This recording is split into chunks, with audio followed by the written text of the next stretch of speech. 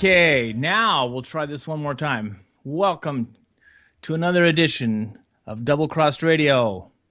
And as has happened sometimes when you book a really important guest who's got lots of connections and is wanted by people with a much higher ratings than the lowly Double Crossed Radio on UCY.TV show, sometimes your guest gets asked by Fox News to be an analyst for Republican debates on the very night when he had set up to be a guest on Double Crossed Radio. And that's just the way it goes. I'm a big boy. I can take it. I'm sure that Jeffrey Tucker will be back again soon. That's just how it goes. Jeffrey Tucker is a wonderful man. I love him to death. I've got to meet him in person. He's just the most gracious, giving person. And Jeffrey, when you're ready, we're ready. We'll have you on.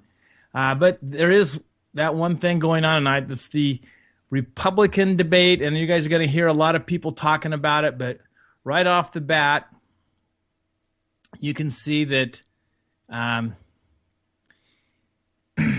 one of the candidates who was going to be the subject of our show tonight, and he'll still be the subject of a show later on, and we're going to discuss just why it is that Donald Trump is not qualified to be president, let alone the nominee of the Republican Party.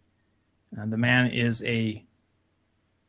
I'll say it in a nice way. He's a crony capitalist, which is another way of saying that he is following in the footsteps of FDR, Benito Mussolini, Adolf Hitler, and the like. He's written a book that kind of explains everything about him. It's called The Art of the Deal. And what is the art of the deal? The art of the deal is you get as much as you can for yourself and screw the other guy.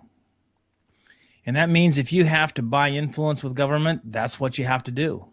And he has shown in his life that he is not faint of heart when it comes to buying influence with government. This is a public knowledge. It's a public story. He had a casino in New Jersey. There was a woman that owned some property, and he wanted to buy the property and use it to expand the parking lot for the casino. She said no. This was an old widow. It's a grandmother. It's a widow. He had offered her well in excess of $1 million. She said, no, this is my home. I want to stay here. So what did he do? He went and he used some of his money to buy influence with politicians who condemned the land, forced her off of it, and then forced her off it for a lower price, or they forced a deal so it could be converted into a parking lot for the casino. And she received about half of what he had originally offered her. And she complained a little bit, and he says, hey, you should have taken the first deal when you had a chance. See, this is the kind of person he is.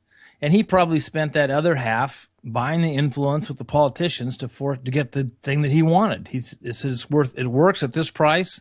It's not going to work at a higher price. If it costs me this much to bribe some politicians to get this done, then she is coming out of her pocket, not mine. Well, that's how he sees it. He thinks that's a legitimate way to do business.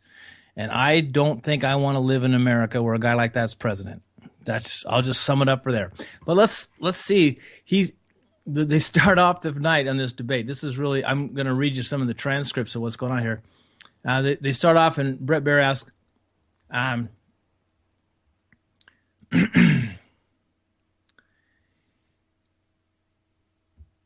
this debate starts a race where the Republicans are going to eventually nominate a candidate to run for president, and Bret Baier asks, gentlemen, we know how much you love hand-raising questions, so we promise this is the only one tonight. The only one.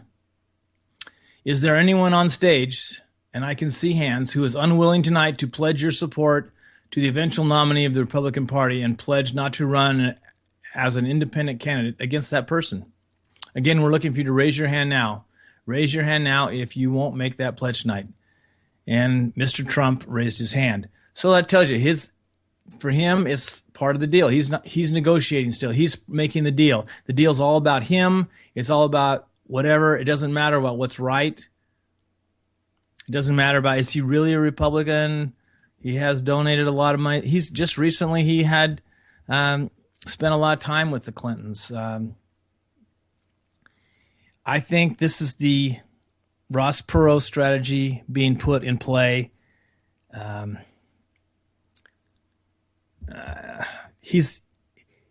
me, it's pretty obvious what's going on. A third party candidate, and he speaks to a lot of, he's able to speak to a lot of issues that the government's really screwing up on. Immigration's one, but he doesn't speak to what the cause of the immigration problem is. The cause of the immigration problem is all the damn socialism we have here. We give away food stamps. We give away free education. We give away medical care to the indigent. We socialize everything because we wanted to make it easy for the poor people of America. Well, what we do is we make that a giant magnet that attracts people through our borders because they want to get some of that free stuff too. And I'm reminded of a time early in my life when I was working with an advertising agency to try and build business for our family business here in Medford. And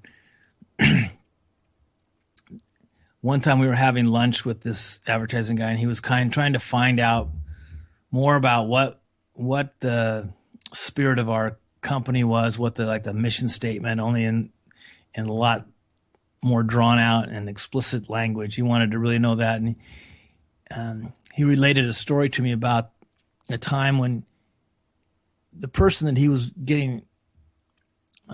under contract with wanted just to bring people to his lot because he saw advertising as part of the numbers game. If he got 1,000 people onto his car lot, a certain percentage of them were going to buy a car. Maybe it was 1%, 2%, 10%, whatever it was. There were, out of 1,000 people, so many of them would buy a car, and that the profit on that car should be double or triple what he was paying for the advertising. And he had the formula all worked out. And so he was really interested in numbers. So the guy said, I set up a free chicken feed. And everybody that came onto the lot got a free barbecued chicken, and they got a food server's permit and everything, and they were serving barbecued chicken, corn on the cob, and potato salad to everybody that came on the lot. And people were just lined up around the block to come on and get the free food. And the guy was going, well, and the kind of people that were lined up around the block weren't really the kind of people that could afford a car. So that he said he learned really a lot about advertising on that day. He was able to attract people to any event just by offering free stuff. So he said it's you have to offer free stuff that doesn't cost you very much. You have to offer free stuff. And in that big crowd of people, if he'd had more space for people to sit down and eat, people to be served faster, there probably still would have been enough numbers in there that would be interested in a car that he could have satisfied his client's needs. But he really underestimated the demand that this would cause. Well, that's what's happened in this country. We give away so much stuff for free. We have a line that stretches around, not a block, but around every city in this country of people looking for handouts.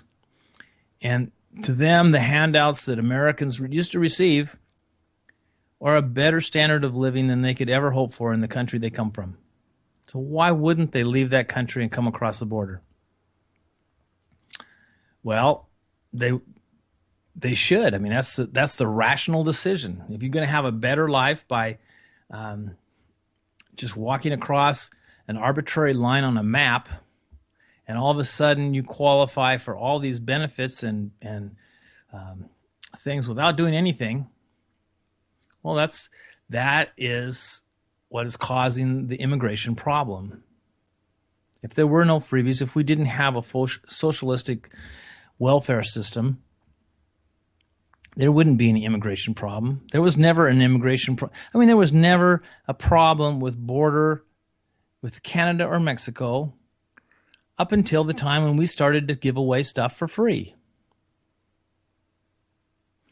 There were some people that came across the border because they wanted to experience freedom. They wanted a chance to be able to enjoy the fruits of their labor. And we called those people Americans after they qualified for citizenship. And most of them did. Very few went back. A lot of them go back now because they see the kind of people that this is attracting. They don't want, that's not any different than the place they left. A bunch of people that just don't want to work. They're maybe are unskilled, maybe they're illiterate, undereducated. For whatever reason, they think it was better off with there. So the hardworking people are leaving and going back to Mexico, and the people that are staying are the ones that are just sucking off the government tit. So that being said, here's the some of the questions that the Republican candidates got.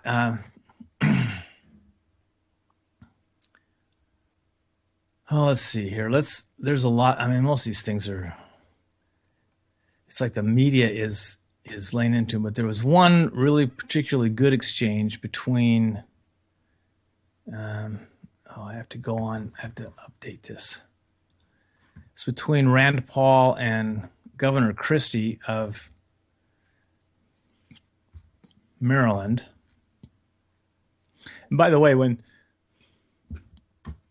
when Donald Trump failed to make that pledge that he's not going to run as independent, Rand Paul said, "This is what's wrong. Look, he's already hedging his bet on the Clintons, okay? So if he doesn't run as a Republican, maybe he supports Clinton, or maybe he runs as an independent."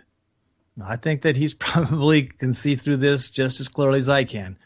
But I'd say that he's already hedging his bets because he's used to buying politicians. And Trump says, well, I've given him plenty of money. So there's Trump saying, yeah, there's nothing wrong with that. That's how he's pretty open. I kind of admire that. I mean, he is inside this system. He knows how it works. He's pretty open about it. He's not ashamed of it. Well, he should be. And that's what's wrong. That's why he isn't. That is why he is not fit to be our president. Okay, here's go. This is Mr. Wallace asking Senator Cruz. Senator Cruz, your colleague, Senator Paul, right there next to you, said a few months ago he agrees with you on a number of issues, but he says you do nothing to grow the party. He says you feed red meat to the base, but you don't reach out to the minorities. You have a toxic relationship with the GOP leaders in Congress. He even called the Republican leaders, says you even called the Republican Senate leader Mitch McConnell a liar recently. How can you win in 2016 when you're such a divisive figure? And Senator Cruz says, Chris, I believe the American people are looking for someone to speak the truth. If you're looking for someone to go to Washington, to go along, to agree with career politicians in both parties, to get in bed with the lobbyists and special interests, then I ain't your guy. That we have $18 trillion in debt because as conservatives, as Republicans, we keep winning elections. We've got a Republican House, we've got a Republican Senate, and we don't have the leaders who honor their commitments. I will always tell the truth and do what I said I would do. Yeah, except he's wrong about the $8 trillion debt. So he's even understanding that because he doesn't have the guts to say what the truth is. The truth is, yes, that's what they owe today, but they have, if you really had to account for it the way my accountant has to account for the debt on my company, his debt, the debt for America, is more like $210 trillion, which is greater than the GDP of the entire world. It's a debt that can never be repaid. This country is insolvent. It's going to crash. It's just a matter of time. And there may have to be several crashes in other countries around the world before all those dollars come flooding back on our shores. But it is going to crash. There's nothing that can stop this now. We've gone past the point of no return. And because he doesn't want to be labeled as a, fear porn candidate, he hedges his bets and he says something that is kind of like Al Gore a few years ago saying that there was a lockbox for the Social Security Trust Fund. And that's just totally untrue. And just like this is totally untrue. Okay, then Brett Baer says, Governor Christie, you're not exactly the darling of conservatives, but you tout your record as a Republican governor in a blue state. On Facebook, the most people talking about you, not surprisingly, come from your state of New Jersey. They may also be Chris Christie campaign workers. Who would have guessed that could ever happen? This is why this may be why, under your watch, New Jersey has undergone 9 credit rating downgrades. Well, let's say that again. New Jersey, under Governor Christie's tutorage leadership, has undergone 9 credit rating downgrades. Now, to be fair, some of that was probably due to his predecessors, among them the criminal John Corzine. But the state rates 45th in private sector growth, 44th in private sector growth. You face an employment pension crisis, and the Garden State has the 3rd highest foreclosure rate in the country. Why should voters believe that your management of the country's finances would be any different? And Christie says, if you think it's bad now, you should have seen when I got there. Well, making a joke about people's misery isn't the kind of leader that I want in Washington, D.C. I mean, Chris Christie, it's time to man up and accept some responsibility for your screw-ups as governor. And you're not at all suitable to be president. And like I said, to be fair, some of this blame belongs on his predecessor, which he goes on to blame all of it on his predecessor, but he takes no responsibility for his own actions. He has buried his state in regulation, in control. He's just a fascist. He has no regard for freedom. He thinks that everybody is the enemy of the United States, and we have to persecute the citizens of the United States to find out who the enemies are. We have to spy on everybody. The man is totally, he would be right at home in communist East Germany. So Chris Christie is not qualified to lead this country. Governor Walker, you've consistently said that you want to make abortion illegal even in cases of rape, incest, or to save the life of the mother. You recently signed an abortion law in Wisconsin does not have an exemption for the mother's life, but you're on record as having objected to it. Oh, excuse me. You recently signed an abortion law that does have an exception for the mother's life, but you are on record as having objected to it. Would you really let a mother die rather than have an abortion?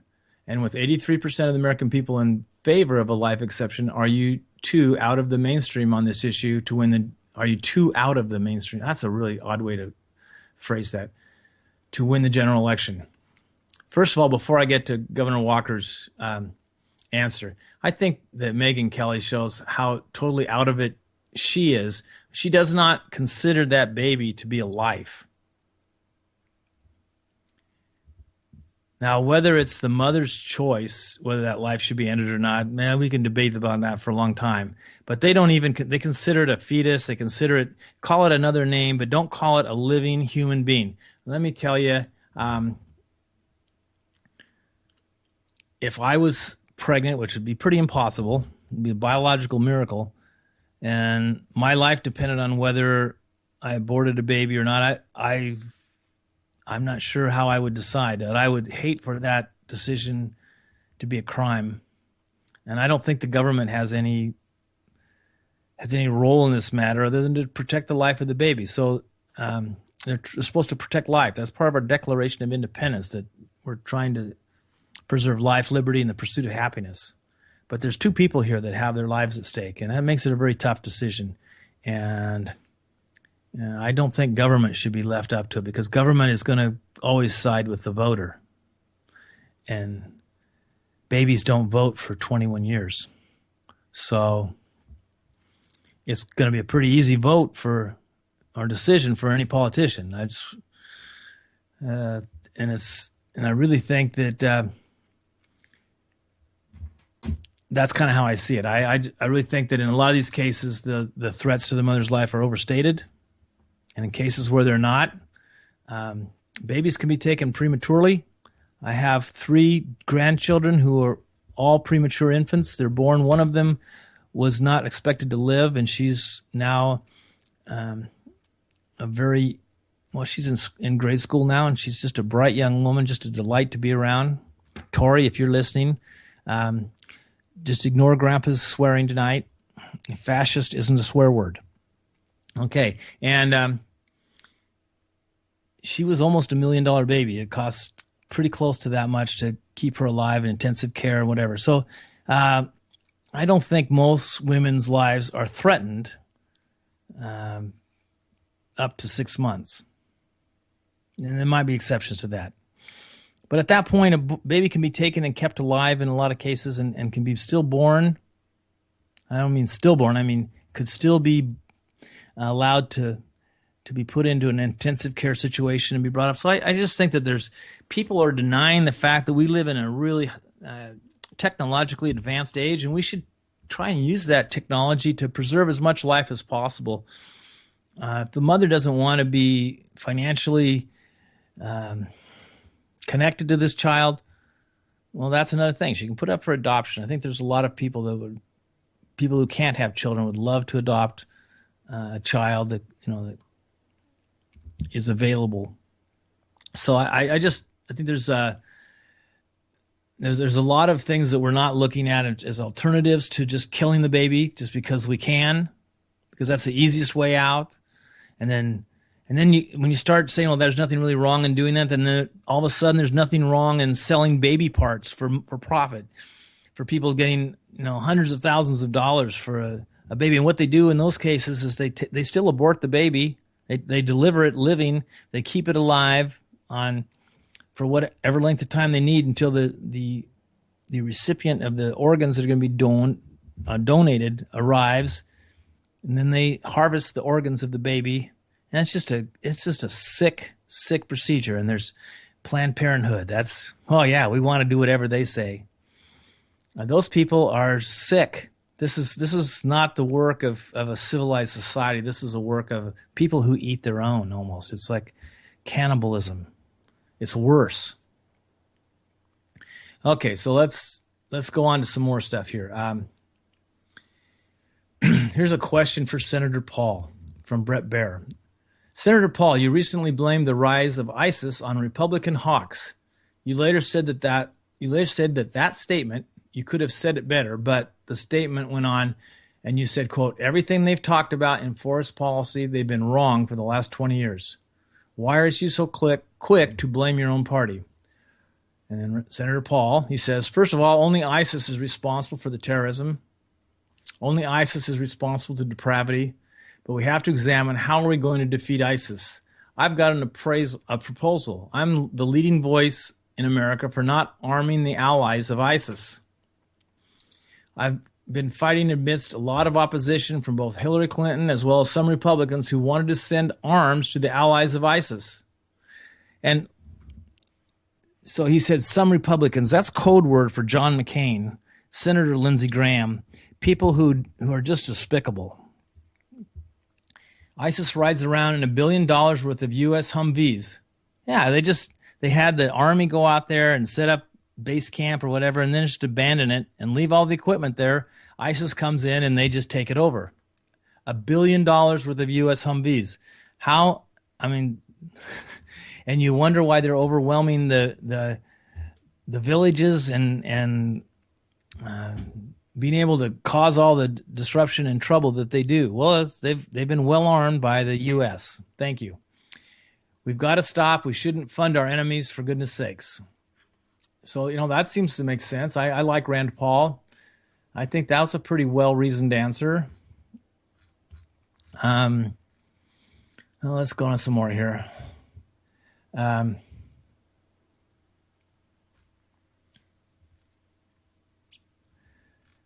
Let's see.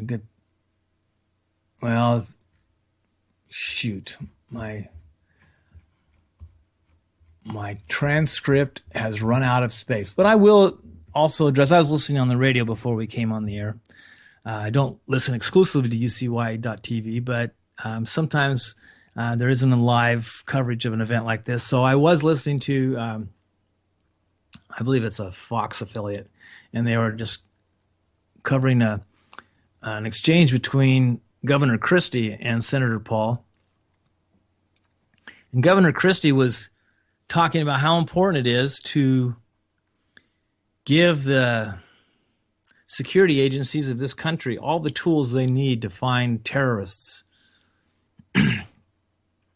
And how his wife worked in an office building 2 blocks away from the Twin Towers. And I'm sure that was a frightening day for anybody working that close to the Twin Towers, but I don't think that's a good reason to tap everybody in the United States' phone to go out and get, we don't even know if these people really exist, but FISA judges to sign warrants for anybody they want. They've never, ever turned down a request for a warrant to tap or spy on somebody.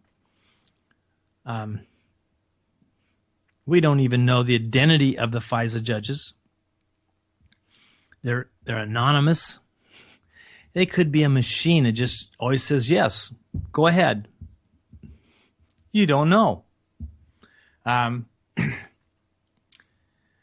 I don't even know if there's a line item for the FISA judges on the budget. Governor Christie, he thinks that's okay. He thinks it's okay that we spy, that Double Cross Radio, if I say inflammatory things about people on the radio, that I could be investigated as potentially being a terrorist. Well, certainly if I had a big enough audience, I'm sure that would happen. And you don't think it is? What about the IRS? Cracking down on all these conservative religious groups that wanted to form 501c3 tax-exempt organizations, and they were denied. Certainly nothing like that would ever happen, right? And then when it was found out that it was happening, gosh, how could a agency that was connected with stopping criminal doings and wrongdoing, how could they possibly lose all the evidence that they could have to convict someone like Lois Lerner, who had literally hundreds, if not thousands, of emails that suddenly disappeared? That's called evidence tampering, which is also a felony crime, and nothing ever happens. Only the people that object, that do not get in line, those people, they get the full treatment of government. And we know that Chris Christie is a man who is capable of doing that. He had someone that objected to some of his policies in the state, and what did he do? He closed down a bridge that was the only in and out to this city, or the major thoroughfare into that city, greatly disrupting commerce and traffic and making it a real hardship on all the people who live there, just because he didn't like the mayor of that city and the tone of his objections to Chris Christie's programs. Oh, certainly this is a guy you want as president, and just don't speak out against anything, because he's gonna put a roadblock in front of your driveway. You're not leaving home. You're under house arrest. Do you understand how this guy operates? Well, he was speaking of this, and Rand Paul gets up and says, Governor Christie, have you ever heard of something called the Constitution of the United States and the Bill of Rights? There's a thing called the Fourth Amendment, which prohibits the kind of activity that you are proposing right now. So are you going on record saying that you are opposed to the U.S. Constitution?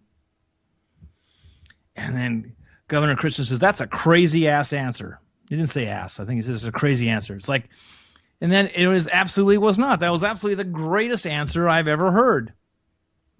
Is someone telling someone, this country was founded on the principles of human liberty. They were trying to protect the citizens of the United States of America. At that time, they were colonies. They were trying to protect them from government. They were trying to protect them from government. The Bill of Rights are restrictions on government. Chris Christie, he ignores that. To him, government is a hammer and everything else in the world is a nail. Okay, so we burned up the first half hour, and I'm just getting going. By the way, I think there's that exchange between Senator Paul and Governor Christie was just awesome, and I think I can drop a link to this.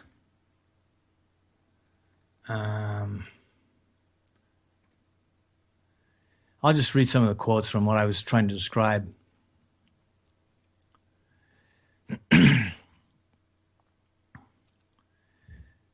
Okay, this is quoting from Governor.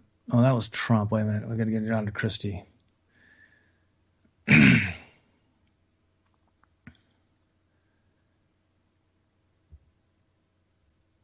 Oh, they don't have Christie's absolutely ridiculous comments prior to this, but about his wife working in this building, which, I could understand how that would give you a different view of things. But I tell you, there's people that drive in cars that get T-boned by other people that are in serious condition. Does that mean we're going to go out and put spy devices in all the cars and maybe you happened to be the car behind the car that got T-boned and somebody died, and so you go out and we want to put devices in the cars that when people aren't being attentive, when their eyes aren't on the windshield looking out for things, when they start to act sleepy, it just turns the car off. Or there are people out there right now that are advocating those kinds of systems, believe it or not. So anyway, Christie said his inane things about they want to have more tools for more spying on American citizens. And Rand Paul, who is Ron Paul's son, in case you hadn't figured that out, I don't know why they had to include that in this story. I mean, Rand Paul is Rand Paul. There's a lot of people who are devout Ron Paul followers that don't think Rand Paul is good enough for them. So, I mean, he's not exactly the apple falling really closely to the tree. He's his own man. But he said, quote, "I want to collect more records from terrorists, but less records from innocent Americans." And Chris Christie said, "That's a completely ridiculous answer." And I didn't think so at all. And Christie went on, "How are you supposed to know?" And Senator Paul says, "Use the Fourth Amendment, get a warrant." And he's kind of shouting over him at that time. They'd kind of lost their programming protocols or whatever. Christie countered with the age-old insult used against senators. "When you're sitting in a subcommittee blowing hot air about this, the problem might seem easy." Paul retorted with the age-old insult other Republicans use against Christie. "I don't trust President Obama with records," he said. "I know you gave him a big hug," which is true. If you don't remember Hurricane Sandy, President Obama gets off Air Force One and Chris Christie goes over there, and he's kind of a big guy, so he couldn't quite wrap his arms around President Obama, but he gave him a hug and welcomed him there. Now, this is something that Arizona Governor Jan Brewer didn't even get a hello.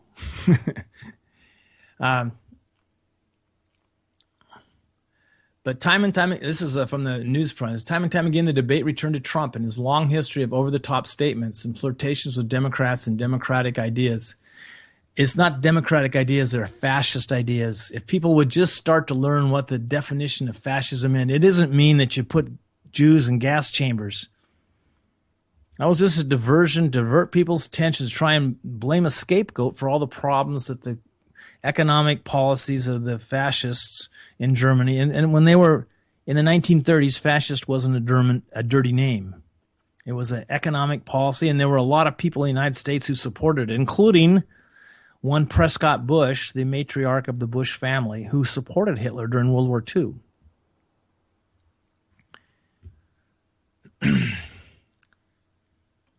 Trump says that the single-payer healthcare system works in Canada, works incredibly well in Scotland. I tell you, if you only want to look at the Potemkin village, you can make a case for any kind of socialism, but socialized anything sucks. That's just all there is to it. Senator Paul spoke up saying Trump was on the wrong side of everybody by praising a single-payer system. Trump brushed him off. "I don't think you heard me.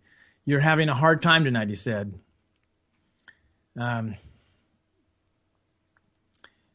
think that Trump is getting his lunch handed to him by Senator Paul, and doesn't understand that. So anyway, we'll go back up here, and I want to also talk about some other things. I think this Republican debate is kind of foolish to have so many people on stage and have them have so little time to speak. I think it would have been better if they'd may take a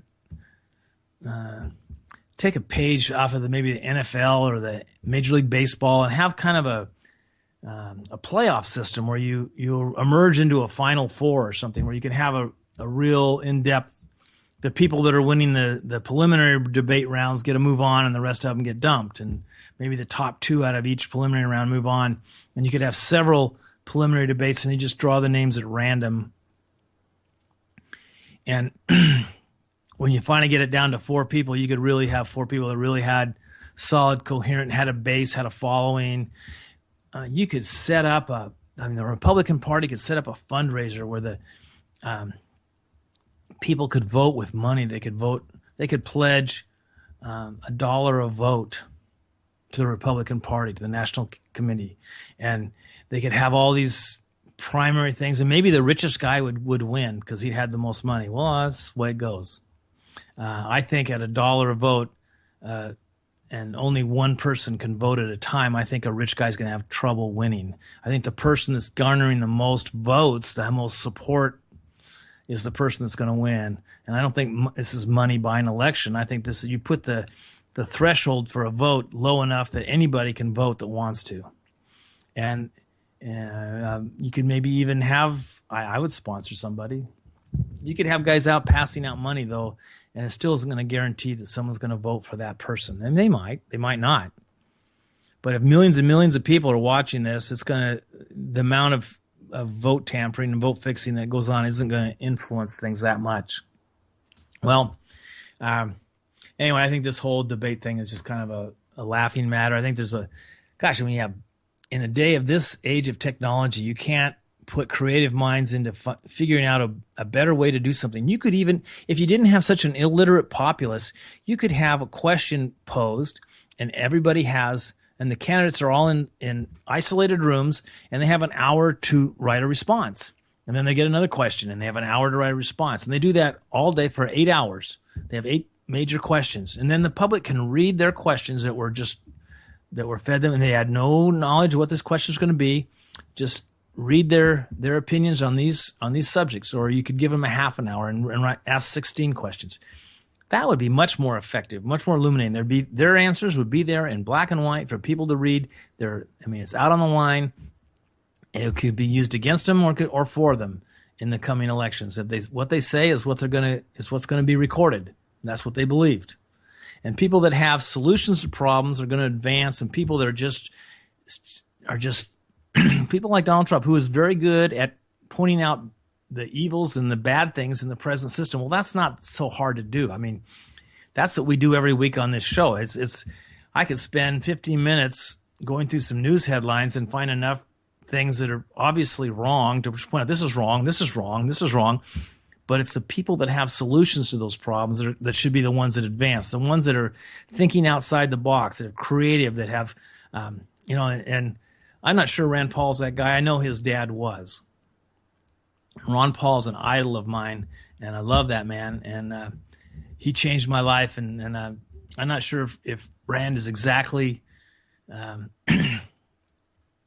fits in the same mold that Ron was in, but I tended to like him better than anybody else up there tonight. A couple other guys had shining moments, I suppose. I didn't listen to everybody.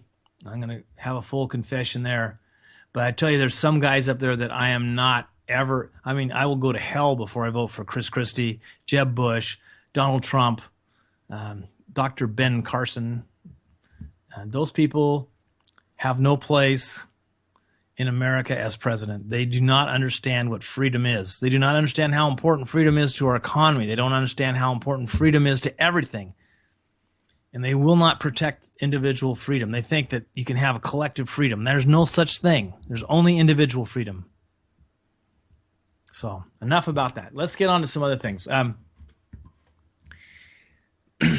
By the way, if you want to write in Chuck Horton for president, it's CHUCKHORTON, just spelled like it sounds. And I'd be willing, if elected, I probably would accept the role of president. I hear it's a pretty good paying job. You get a lifetime pension at a pretty good rate. But this would be my platform. I would veto every bill that comes out of Congress. I would shut down every government agency including the Department of Education, Department of Energy, the EPA, OSHA. Actually, it isn't called OSHA in the federal one, but maybe it is. I would shut down all those agencies. These are not federal authorized things under the Constitution. If the states want to have them, that's their business. But in a country where people can move from state to state, the states that enact all these things are going to see their people leaving in droves. You want an example of that? Well, the state of New York, for instance, is going to join the Rust Belt as people move out of there and move to freer environments. California is experiencing similar loss of population. Their most productive people are leaving because they're tired of being taxed to death. I live in Oregon, which is also it's a beautiful place to live, and I really love that part about it. But it is also becoming just a place where you're just chained to what you have with the taxes that are imposed on you on a daily basis. So I would work to reduce taxes in a logical, systematic manner. There's been some really good things proposed in the past by different people. There was the penny plan that was put out that was you just reduce all government programs by 1% a year off of a baseline beginning. So that would be you'd have 99% of your budget, then 98, then 97, 96, and so on and so forth, until you got it down to I think they said to 1996 levels. So there'd be a gradual decrease in taxation. And you would force government agencies to live within their budgets. There would be no debt limit. There would be no debt increase. Period. It'd be illegal. Any senators or representatives voting to increase debt would be arrested for treason. There's treason against the American people. If the American people want to vote for that, I would stand up for it. I would go on TV every single night, and I would rail against the people that want to steal your hard work, that consider that the wages you're paid for the sweat and blood that you give to produce products that make this country wealthy, if they want to steal those things from you in the form of taxes when they do nothing to produce wealth, they only squander it and destroy it. I think that the real people that should be locked up aren't phony terrorists and people engaging in voluntary exchanges with no force and coercion. I think it should be the people that are stealing the assets of the American people, including the Federal Reserve, the bankers that inflate the currency at rates that destroy the savings of our elderly who are no longer able to work hard enough to earn a living. And the only thing they have are their savings, and they destroy the value of those savings with inflation, which is just criminal. This is cruel. My wife's an animal activist. I'm not an activist so much, but she really has a soft spot in her heart for animals. She thinks that they are treated poorly by a lot of humans. And some of them are. There's no doubt about that. But she has a hard time empathizing for people who are old and retired. So just think, you're at a spot where your back hurts, your knees hurt, your hips hurt. You're not as strong as you used to be. You need more sleep. Your teeth aren't so good. Maybe you don't get good digestion, so you have a hard time doing whatever. And here you are out there. You've lived frugally for your entire life, and you've put away a pretty good nest egg, and you can live on that pretty comfortably, except that suddenly everything keeps costing more. It's more expensive. And what do you have? You have to start shelling out more and more, and pretty soon you're putting out more or so much every year that you had planned to have enough maybe to last you to an age 90. Now it's only enough to last you to age 80, and pretty soon 75, and pretty soon it's next year.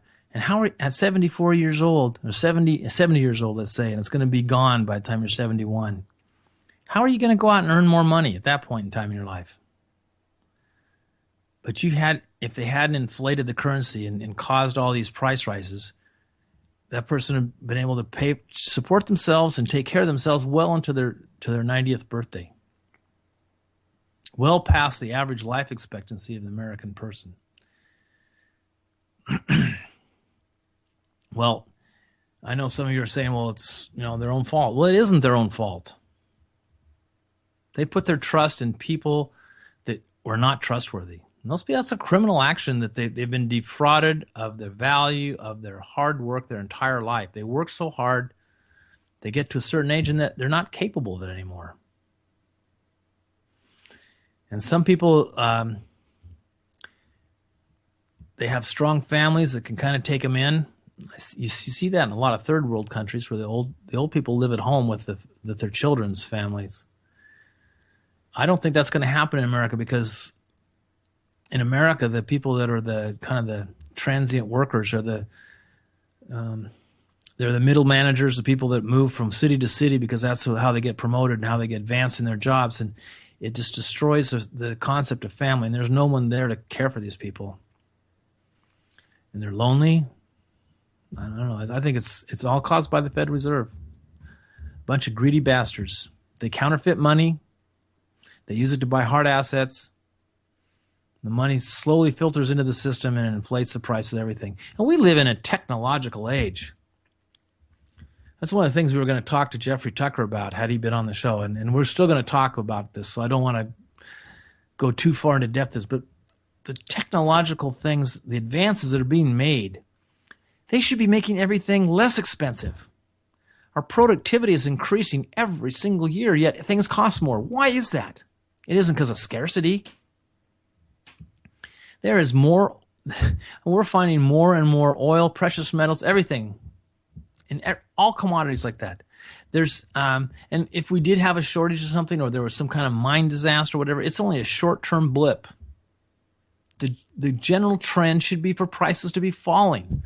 The only reason they're going up is because the currency has lost its purchasing power.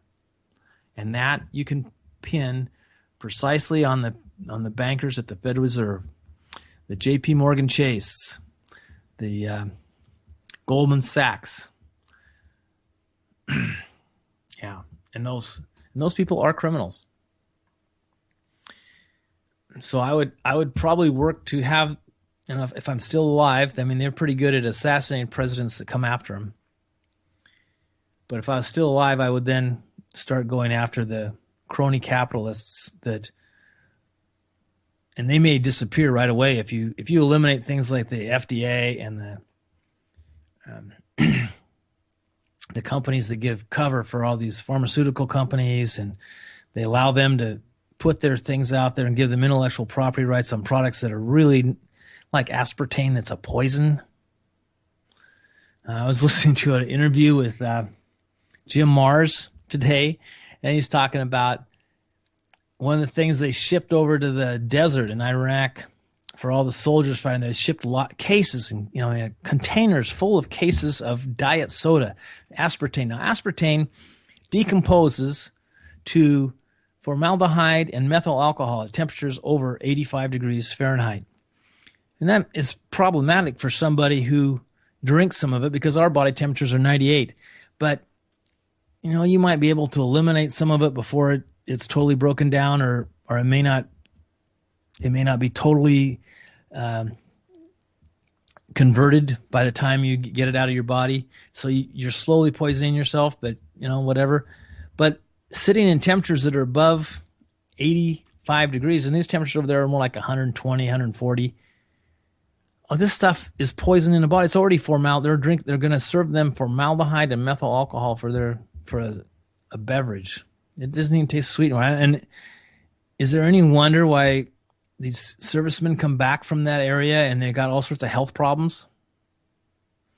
They have mental problems. They have all sorts of organ failure. I mean, they're being poisoned to death by our own military. The FDA approved this for putting this in our food supply, and this is the only country in the world where that is permitted to be put into the food supply.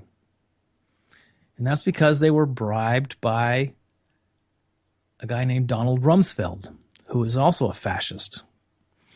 And for this, he was, by getting aspartame approved, he was named CEO of the year and eventually served on Ronald Reagan's cabinet. What a guy. He was a hero for this. He became Secretary of Defense. He was for putting poison in our food supply. Donald Rumsfeld, you suck. Okay, so I don't want to talk. Oh, I'm almost out of time. We're not going to be able to get to too much other stuff. But I tell you, if you're out there and you're listening and you think the Republican Party or the Democrat Party holds any promise for the future of life getting better on this country, you are delusional.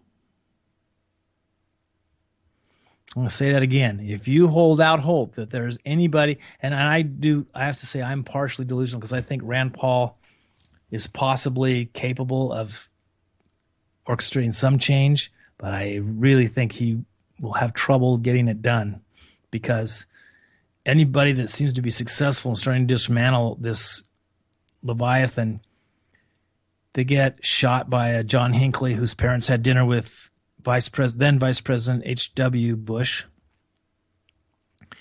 or John F. Kennedy, who's assassinated in Dallas on a parade by supposedly a lone gunman, but we know for now that's just a cover-up for what really happened. And just by coincidence, George H.W. Bush happened to be in Dallas that day too. That's probably just a coincidence. Warren G. Harding was aware of what the Federal Reserve, which hadn't been in existence for very long by that time, he was aware of what they were doing, and he wasn't a great guy. I mean, he's kind of a philanderer. He's had a lot of cronies that visited him and that got special favors at the White House, but he was aware of a lot of financial crap that was going on with regard to the Federal Reserve, and he was going to put an end to it. And what do you know? He got poisoned on a train trip. And everybody puts the blame on his wife, who had just had it up to here with him fooling around with other women. I think it was probably more likely the people in the Federal Reserve who just didn't want their payday to be ended.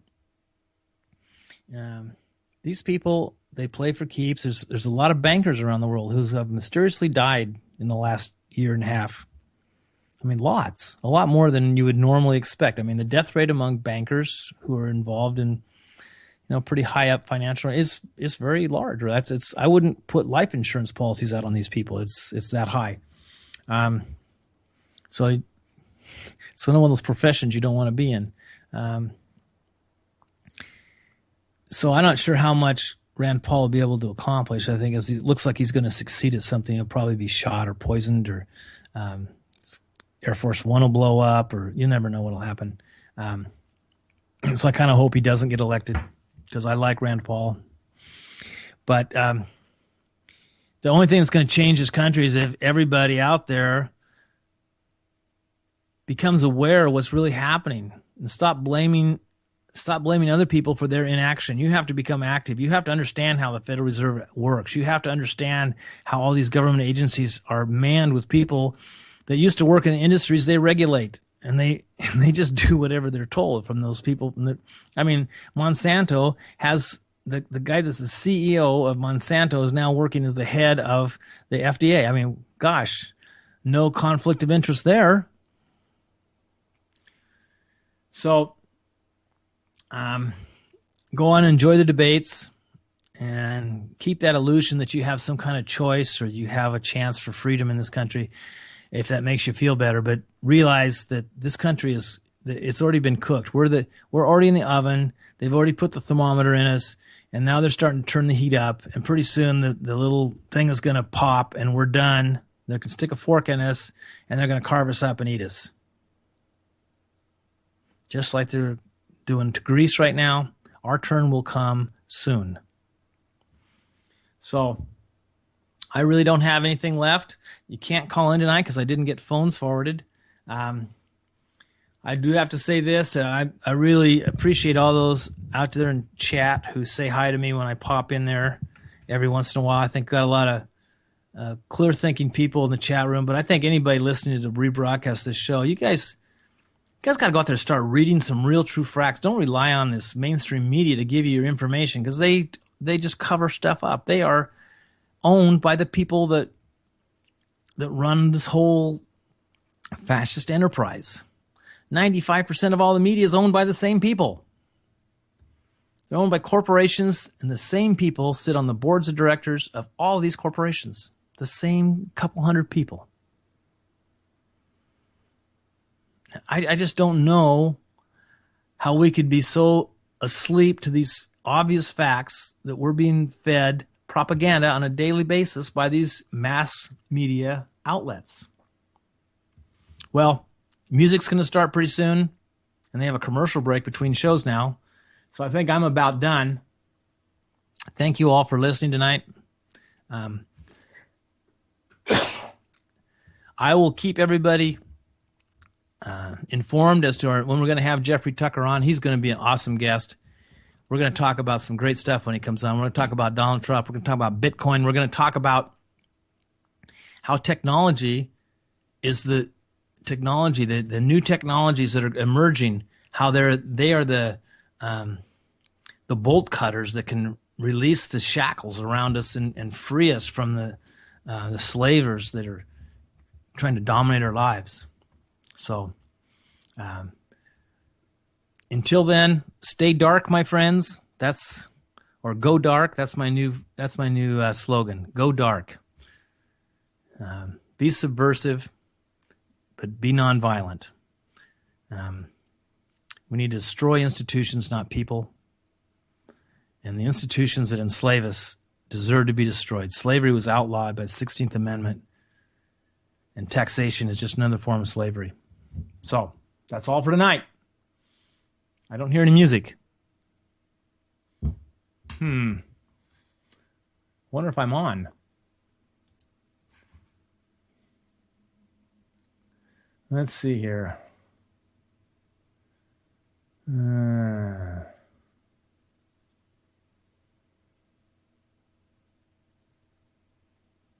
Well, next coming up is going to be Anti-Media Radio. And, there's the music. Be sure to stay tuned for that. And we'll see you next week. Thanks a lot for listening. Bye.